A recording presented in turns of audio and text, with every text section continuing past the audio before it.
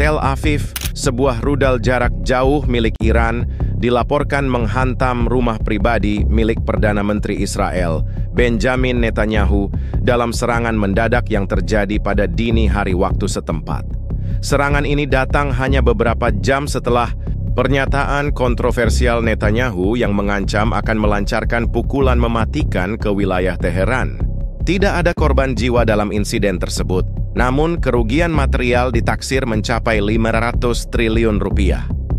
Sumber di dalam pemerintahan menyebutkan bahwa rumah tersebut adalah harta pribadi paling berharga milik Netanyahu yang dibangun dengan peluh rakyat dan keringat orang lain selama lebih dari 2 dekade karier politiknya.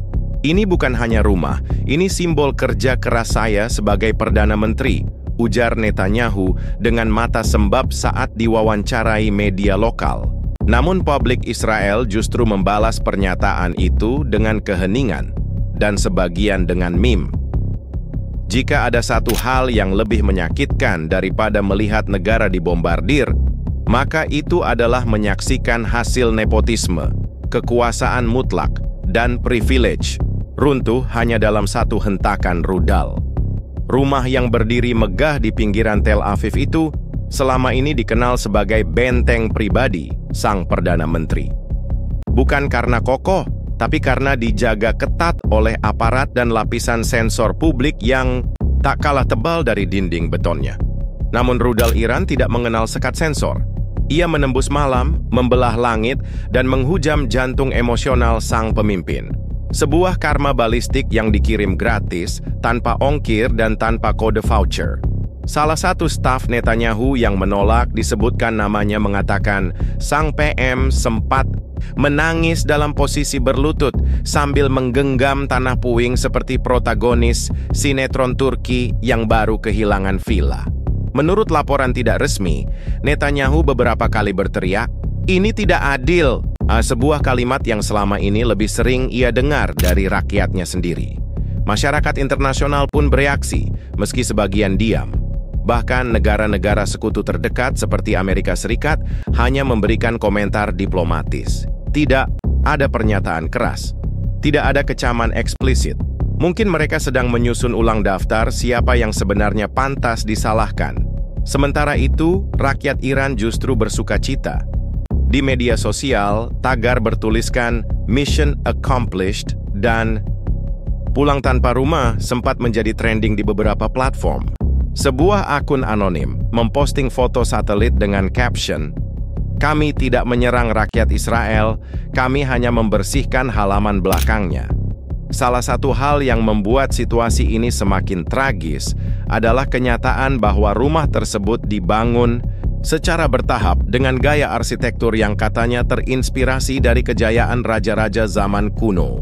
Kini, satu-satunya kejayaan yang tersisa hanyalah arsip korupsi yang ikut terbakar bersama sofa mahal dari Italia. Dalam pidato resminya keesokan harinya, Netanyahu menyampaikan duka dan kemarahan. Ia berjanji akan membalas, namun suara di belakang podium terdengar gemetar, bukan karena takut, tetapi karena tak siap kehilangan properti mewah yang dibangun bukan dari hasil kerja keras, melainkan kerja cerdas, memanfaatkan kekuasaan.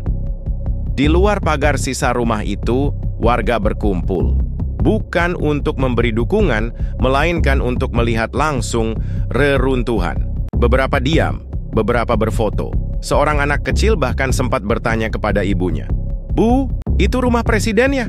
Sang ibu menjawab, "Bukan, itu cuma rumah orang yang sering bikin janji, tapi nggak pernah tepati." Sementara langit Tel Aviv mulai mendung dan debu reruntuhan masih mengambang di udara, satu fakta tetap tidak bisa dibantah.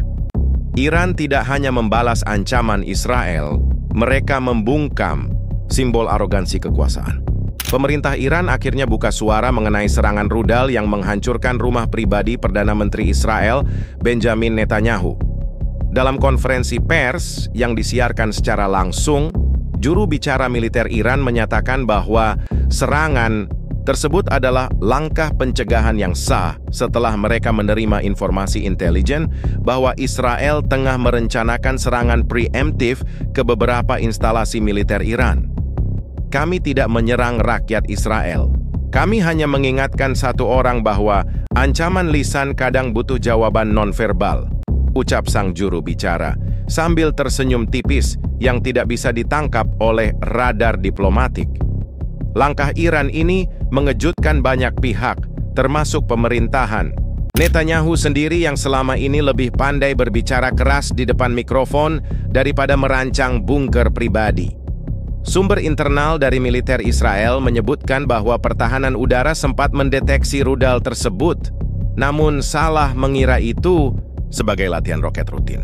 Ketika sistem Iron Dome akhirnya aktif, semuanya sudah terlambat. Kami tidak menyangka Iran akan menyerang langsung rumah itu. Kami pikir mereka masih main kode-kodean di PBB, kata seorang perwira IDF dengan nada getir. Tapi publik punya versi lain. Banyak yang menilai bahwa serangan Iran adalah respons spontan atas pola komunikasi Netanyahu yang selama ini dinilai lebih cocok jadi pemain sinetron ketegangan daripada pemimpin negara konflik. Netanyahu sebelumnya telah beberapa kali mengeluarkan ancaman terbuka terhadap Iran. Dalam sebuah pidato yang ditayangkan 2 hari sebelum serangan, ia menyebut Teheran sebagai akar dari segala kebusukan Timur Tengah dan berjanji akan melenyapkan ancaman tersebut sebelum ulang tahunnya yang ke-76. Ternyata Iran tidak menunggu pesta ulang tahun. Mereka mengirimkan hadiah lebih dulu. Dan sialnya, hadiah itu bukan bunga atau kue, melainkan rudal balistik dengan presisi yang membuat Google Maps iri. Di berbagai forum diskusi pertahanan, analis menyebut Iran telah mengubah pendekatan. Jika dulu dikenal lambat dan penuh pertimbangan, kini mereka mengadopsi strategi cepat keras tepat. Sebuah mimpi buruk bagi negara-negara tetangganya, terutama bagi pemimpin yang lebih sibuk membangun citra ketimbang bunker anti-rudal. Sementara itu, Netanyahu semakin terpojok di dalam negeri. Oposisi di parlemen mulai menyerang. Mereka mempertanyakan kesiapan militer, sistem intelijen yang kelewat santai, hingga motivasi pribadi Netanyahu yang terkesan lebih fokus mempertahankan propertinya dibanding menenangkan rakyat. Salah satu anggota oposisi bahkan menyindir tajam, jika rumahnya saja bisa hancur begitu cepat, bagaimana dia mau melindungi seluruh negeri? Di jalanan Tel Aviv dan Haifa, protes bermunculan. Rakyat yang sudah muak dengan retorika Netanyahu mulai mempertanyakan keabsahan kepemimpinannya. Poster-poster bertuliskan "Pemimpin rapuh, rumah rapuh" mulai bermunculan di dinding kota, seperti mural kekecewaan yang sudah lama menunggu alasan untuk meledak. Iran, dalam pernyataan lanjutan, menyebutkan bahwa mereka tidak berniat memperluas konflik. Namun juga memperingatkan, kami tidak akan tinggal diam saat negara lain bermain-main dengan ancaman. Jika kalian bicara dengan suara keras, kami balas dengan ledakan yang lebih keras. Sebuah filosofi yang sangat berbeda dengan diplomasi kopi sore ala barat. Ini lebih seperti bicara satu kalimat, dijawab dengan 1 ton bahan peledak. Sementara Netanyahu masih sibuk di reruntuhan rumahnya, dunia sudah berputar. Sekutunya mulai diam, lawannya bersorak. Rakyatnya bingung antara ingin bersimpati atau bersyukur. Dan Israel kini berada di persimpangan yang pelik, harus memilih antara membalas dan memperpanjang konflik, atau mengakui bahwa mereka kalah langkah. Dan kali ini, kalah sebelum sempat melempar batu pertama. Satu hal yang pasti, dalam peperangan, ego yang terlalu besar tidak bisa dijadikan tameng. Apalagi jika ego itu tinggal di rumah dengan koordinat yang bisa diakses satelit. Di tengah tekanan politik yang semakin memburuk, Perdana Menteri Israel Benjamin Netanyahu akhirnya menggelar konferensi pers darurat. Berlangsung selama 14 menit, pidato tersebut dipenuhi nada getir, klaim defensif, dan momen dramatis yang membuat banyak penonton bertanya-tanya apakah mereka sedang menonton pernyataan resmi negara atau audisi untuk acara realitas politik. Dengan suara bergetar dan mata memerah, Netanyahu menyebut serangan Iran sebagai penghinaan terhadap kedaulatan dan kehormatan pribadi seorang pemimpin. Ia tidak menyebut secara eksplisit bahwa rumahnya yang jadi target utama, namun seisi ruangan tahu bahwa yang dia maksud bukan instalasi militer, melainkan sofa mewah dan kitchen set impornya yang kini jadi arang. Yang menarik, pidato itu bukan hanya gagal membangkitkan simpati, tapi justru memicu gelombang meme dan parodi di media sosial. Dalam hitungan jam, potongan video dirinya menyeka air mata di podium disandingkan dengan musik sedih ala telenovela. Salah satu meme paling viral menunjukkan wajah Netanyahu dengan caption, "Ketika kamu janji serang duluan tapi malah diserang duluan." Sementara rakyat tertawa, elit politik tidak. Partai koalisi pendukung Netanyahu mulai goyah. Beberapa anggota senior bahkan sudah melakukan manuver diam-diam untuk menjauhkan diri dari sang Perdana Menteri. Seorang analis politik menyebutnya sebagai operasi diam-diam paling sukses sejak operasi pencitraan Netanyahu tahun 2009. Di sisi lain, reaksi publik makin sulit dikendalikan. Demonstrasi pecah di berbagai kota besar. Di Tel Aviv, ribuan warga berkumpul membawa poster bertuliskan, "Kami bukan tameng egomu, kepemimpinan bukan reality show, dan tangisanmu tidak bisa membangun ulang rumah kami yang rusak akibat perangmu." Salah satu orator bahkan dengan lantang berteriak, "Negara ini tidak butuh aktor utama film aksi gagal, tapi pemimpin sejati yang tidak bicara duluan sebelum siap dihantam balik." Sementara itu, Netanyahu justru memilih mengunjungi lokasi rumahnya yang hancur. Ia berdiri diam di tengah puing-puing, dikelilingi kamera, seperti adegan klimaks film dokumenter tragis. Dalam diam itu, ia seolah menunggu sesuatu, mungkin wahyu, mungkin drone baru. Dari jarak dekat, seorang jurnalis mengaku mendengar sang PM berbisik, "Kenapa bukan rumah tetangga?" Sebuah kalimat yang, jika benar diucapkan, akan memecahkan rekor sebagai doa paling egois dalam sejarah geopolitik modern. Kepanikan juga menyebar ke lingkar dalam pemerintah. Menteri Pertahanan dilaporkan mulai tidak sejalan. Kepala intelijen mengajukan cuti mendadak, dan juru bicara istana mendadak kehilangan suara selama 2 hari. Dalam suasana genting ini, Netanyahu justru mengusulkan penambahan anggaran pertahanan pribadi. Proposal tersebut sontak ditolak mentah-mentah oleh parlemen. "Kalau rumahmu aja nggak selamat, gimana kamu mau lindungi 9 juta jiwa lainnya?" Ujar salah satu anggota parlemen oposisi dengan nada marah dan sedikit puas, sementara Iran tetap tenang. Dalam wawancara eksklusif, seorang pejabat tinggi Iran menyatakan bahwa mereka tidak akan melanjutkan serangan. "Kami sudah capai target. Kami tidak ingin perang, kami hanya ingin dia berhenti bicara," katanya, sambil menyeduh teh dan memperlihatkan berita Israel dari layar ponselnya, seolah menonton sinetron mingguan favorit. Kini, Israel berada dalam kekacauan narasi. Dunia menunggu langkah selanjutnya. Apakah Netanyahu akan membalas dengan kekuatan militer, atau memilih menyelamatkan sisa reputasinya? Atau mungkin, dan ini sangat mungkin, ia akan memilih opsi ketiga, menyalahkan semua orang kecuali dirinya. Karena dalam politik, ketika semuanya hancur, kadang lebih mudah mengganti narasi daripada membangun ulang tembok rumah. Dalam perkembangan terbaru yang mengejutkan, tekanan politik dan tekanan publik yang menggunung akhirnya memaksa Perdana Menteri Israel Benjamin Netanyahu menggelar sidang kabinet darurat untuk membahas masa depannya sebagai pemimpin negara. Namun alih-alih fokus pada strategi nasional, rapat tersebut justru berubah menjadi ruang interogasi terbuka terhadap dirinya. "Kami tidak dalam kondisi perang terbuka, tapi rakyat kami tidak merasa aman. Anda gagal mengantisipasi, Anda gagal melindungi, dan yang lebih parah, Anda gagal mengakuinya," ujar salah satu menteri senior di hadapan Netanyahu di ruang rapat yang tegang dan minim tepuk tangan.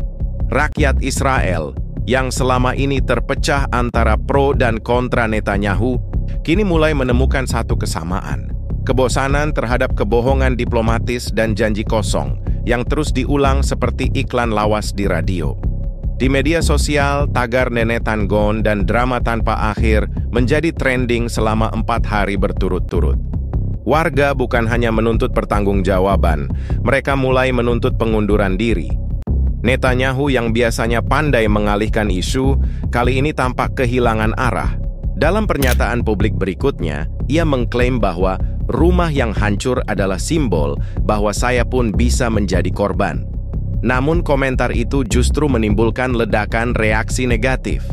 Seorang pengamat politik menyindir, iya, dia korban, tapi dari bom yang dia nyalakan sendiri. Dan ketika seorang pemimpin mulai mencari simpati dari rumahnya yang hancur, itu tanda bahwa yang tersisa dari kekuasaannya hanyalah tembok-tembok kosong dan retorika tanpa pondasi. Krisis ini juga mulai mengguncang relasi internasional. Amerika Serikat yang selama ini menjadi sekutu utama Israel mulai mengeluarkan pernyataan netral. Bahkan Presiden Al-Saman hanya menyebut Israel dalam satu kalimat dalam pidatonya, dan itu pun dibacakan dengan cepat seperti ingin cepat selesai. Seolah-olah bahkan sekutunya pun sudah capek ikut alur sinetron Timur Tengah, edisi Netanyahu dan Uni Eropa lebih lugas. Seorang diplomat dari Prancis bahkan secara terbuka menyatakan, kami tidak akan ikut perang pribadi seseorang yang tersinggung karena rumahnya dibombardir setelah mengancam orang lain duluan. Sementara itu, warga sekitar kediaman Netanyahu yang juga mengalami kerusakan ringan akibat ledakan mulai menuntut kompensasi. Namun tanggapan pemerintah lambat dan bertele-tele karena dana sedang dialihkan untuk memperbaiki pagar rumah perdana menteri terlebih dahulu. Ketika rakyat harus antre bantuan, sementara sisa perabotan mewah PM justru diangkut pakai helikopter, maka itu bukan negara dalam krisis. Itu negara dalam lelucon, dan Netanyahu pun mulai kehilangan pegangan. Di dalam istana, kepercayaan retak. Di luar istana, rasa hormat terkikis. Satu-satunya yang masih berdiri tegak hanyalah patung dirinya di lobi kantor Perdana Menteri, yang kini mulai dilirik oleh para demonstran sebagai simbol arogansi yang perlu dirubuhkan. Dalam momen paling ironis, seorang pemuda menyuarakan isi hati rakyat dalam aksi demo dengan kalimat, "Kami tidak butuh pemimpin yang jatuh karena rumahnya hancur. Kami butuh pemimpin yang rela mundur sebelum negaranya ikut roboh."